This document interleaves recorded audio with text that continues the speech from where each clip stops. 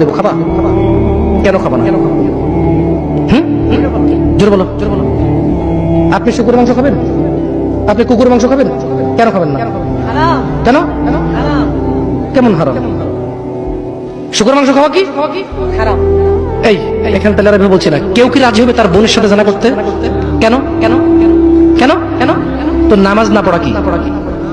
শুকরের মাংস খাচ্ছ না হারাম দেখে, নামাজ ছেড়ে দিচ্ছ, তো সেটা তো হারাম।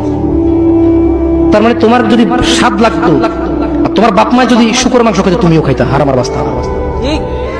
তোমার বাপ নামাজ পড়ে না যুবক, তাই তুমি নামাজ পড়ো না। তোমার বাপে ভাত খায় তাই তুমি ভাত খাও, পাকিস্তানের রুটি খায় তাই ওরা রুটি খায়, চাইনিজের এইভাবে লাঠি দিয়ে খায়, ওরা লাঠি দিয়ে খায়। শোনো, তুমি বলতে চাচ্ছ তুমি শুকর খাও না কারণ এটা হারাম, তুমি মিথ্যু, তুমি একটা চরম মিথ্যাবাদী ঠকাবাজ। তুমি বলছো তুমি শুকর খাও না, এটা হারাম না? তাহলে তুমি নামাজ না পড়ো তো হারাম, তুমি কেন কেমনে ছেড়ে দিচ্ছ? এই যুবক, তোমাকে যদি বলে ন্যাংটা হয়ে হাঁটো, হাঁটবা? কেন? কেন? কেন? ন্যাংটা হয়ে কেন হাঁটবা না? কি নোংরা কাজ? নামাজ পড়ো না, তোমার শরম লাগে না? শুকরের মদ কি রাস্তা হেঁটে মদ খেতে পারবে? কার সাহস আছে? এখানে সাহসের অভাব নেই, বাপরে বাপ, এই কথা বলে আবার কারো সাহস জায়গা দিতে চাই না, তবে অনেকেই চাইবে না, অনেকেই। কেন শরম? কেন? কারণ কেউ যদি রাস্তা দিয়ে হেঁটে হেঁটে মদ খায়, ওর সাথে কেউ মেয়ে বিয়ে দিবে? কেউ? আপনি রাজি হবেন রাস্তায় ভাবে মদের বটল নিয়ে হাতে হাতে মদ খায়, এর কাছে মেয়ে বিয়ে দিবেন? কেন? কেন? এটা নির্লজ্জ লোক, মদ হেঁটে হেঁটে খায় ওপেনে। এই ছেলেটাই কিন্তু ওপেনে নামাজ পড়ে না, আপনি মেয়ে বিয়ে দিচ্ছেন।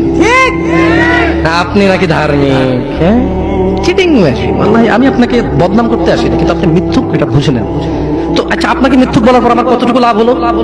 2-4 লাখ টাকা যাবে ঢুকেছে, ঠিক না? আমেরিকা থেকে আসতেছে না। আমি আপনাকে মিথ্যুক বলে লাভ না, আমি আপনাকে মিথ্যুক বলতে আসি নাই, তবে আমি আপনাকে বলি আল্লাহ ক্ষমাকারী, ঠিক আছে? আপনি সত্য দাবিদার হবেন। একটা ছেলে প্রকাশ্যে মদ খেলে আপনি তার সাথে মেয়ে বিয়ে দেন না, একটা ছেলে প্রকাশ্যে নামাজ আদায় করে না। আল্লাহর কসম, এই পৃথিবীতে যত মদ আছে সবাই যদি একজনে খেয়ে ফেলে, সে কাফের হবে না। কি হবে না? কিন্তু এক ওয়াক্ত নামাজ ছেড়ে দিলে কাফের। ঠিক?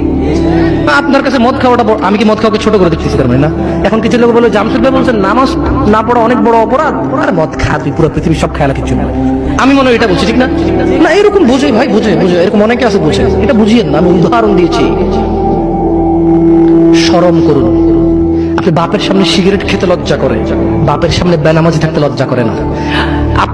আপনারা আপনার স্ত্রীদের সাথে যে ঘুমান, ছেলে সন্তানের সামনে ঘুমান, লজ্জা করে, কিন্তু ছেলের সামনে বেনামাজি থাকেন, লজ্জা করে না।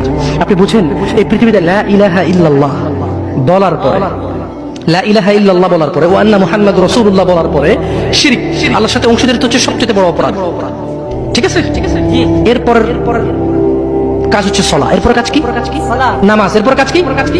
নামাজ। আপনি জানেন এই নামাজ না পড়লে মানুষ কাফের হয়ে যায়, অথচ মানুষ ন্যাংটা হয়ে হাঁটতে লজ্জা পায়, মানুষ প্রকাশ্যে মদ খেতে লজ্জা পায়, মানুষ প্রকাশ্যে দাঁড়িয়ে পেশাব করতে লজ্জা পায়, মানুষ প্রকাশ্যে প্রেমিকের সাথে কথা বলতে লজ্জা পায়, মানুষ বাপের সামনে সিগারেট খেতে লজ্জা পায়, মানুষ প্রকাশ্যে শুকরের মাংস খাবে না, মানুষ প্রকাশ্যে সিগারেট খায় না, মানুষ প্রকাশ্যে গাঁজা খায় না, মানুষ প্রকাশ্যে নাচে না, মহিলারা প্রকাশ্যে গোসল করতে লজ্জা পায়, পুরুষরা প্রকাশ্যে পায়খানা করতে লজ্জা পায়, কিন্তু কেউ এত জঘন্যতম অপরাধ যা না করলে কাফের হয়ে যায়। প্রকাশ্যে সবাই আজান চলে, কেউ মসজিদে আসে না, কেউ লজ্জা পায় না। তাহলে দুনিয়া কি বলেন তো? তুচ্ছ খেলতামাশা। নামাজটাকে ঠিক করেন।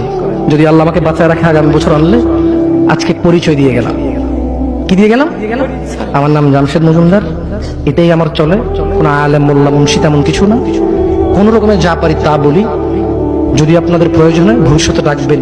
আজকে আল্লাহ ভীতি নিয়ে কথা বলে গেছি, পরবর্তী সময় আসলে ইনশাআল্লাহ কোন আমাল করলে মানুষ জান্নাতে যাবেই যাবে, এটা নিয়ে কথা বলবো ইনশাআল্লাহ। আসসালামু আলাইকুম ওয়া রাহমাতুল্লাহি ওয়া বারাকাতুহু। আমি তো হারাম রিলেশনশিপ, না এগুলো বলা আছে অনেক। হারাম রিলেশন না, যারা প্রেম প্রীতি করে, এগুলো নিয়ে না। তাহলে একটা মানে পরকিয়া। আমাকে দেখেছি কই প্রশ্ন কোথায়? না, প্রশ্নটা লিখতে বলেছিলাম তো লেখা হয়নি। পরকিয়া। আচ্ছা, একটা প্রশ্ন করি আপনাদেরকে। প্রশ্নটা হচ্ছে, ঘুকে বিসমিল্লাহ বলে খেলে হারাম হালাল হবে? কে হাসতেছেন? ঘু বিসমিল্লাহ বলে খেলে হারাম হবে না হালাল হবে? হারাম হবে। কেউ যদি জিনা করতে যায়, যদি বলে যে বিসমিল্লাহ আল্লাহুম্মা জান্নিবনা শাইতান ওয়া জান্নিবিশ শাইতান মা রাযাকতানা, জিনাটা হালাল হয়ে যাবে? হ্যাঁ। কেউ মক্কা শরীফে গিয়ে কাবার পাশে বসে যদি মদ খায়, হালাল হয়ে যাবে? তো আপনার সাথে পুরুষের কথা বলা গুনাহ, পুরুষ মহিলার সাথে কথা বলা গুনাহ, তো এটা কিভাবে হালাল করবেন? একটা ছেলে বলতেছে যে হুজুর আমরা প্রেম করি, বিয়ে করলে হালাল হয়ে যাবে না? আমি বললাম বলদ, বিয়ে করলে তোর প্রেমটা হালাল হবে না, ওটা তো গুনাহ। তুই কবুল বলার 1 সেকেন্ড আগ পর্যন্ত এগুলো সব গুনাহ ছিল। কবুল বলছস, কবুল না বলে যে কাজ করেছিস আর কবুল বলে যে কাজ করবি, পার্থক্য হচ্ছে কবুল বলার পরে যতগুলো করবি এগুলো আর হারাম হবে না, কিন্তু কবুল বলার আগে যা করছিস সবই হারাম। হারামকে কখনো হালাল বানানো, হারামকে হালাল বানানো যাবে না। বরঞ্চ এটা করতে পারিস যে আমি হারামে ছিলাম, আমি এখন এটা হালাল করেছি, আল্লাহ তুমি আমার হারামটাকে ক্ষমা করো। হারাম কখনো হালাল হবে না। আসসালামু আলাইকুম ওয়া রাহমাতুল্লাহি ওয়া বারাকাতুহু।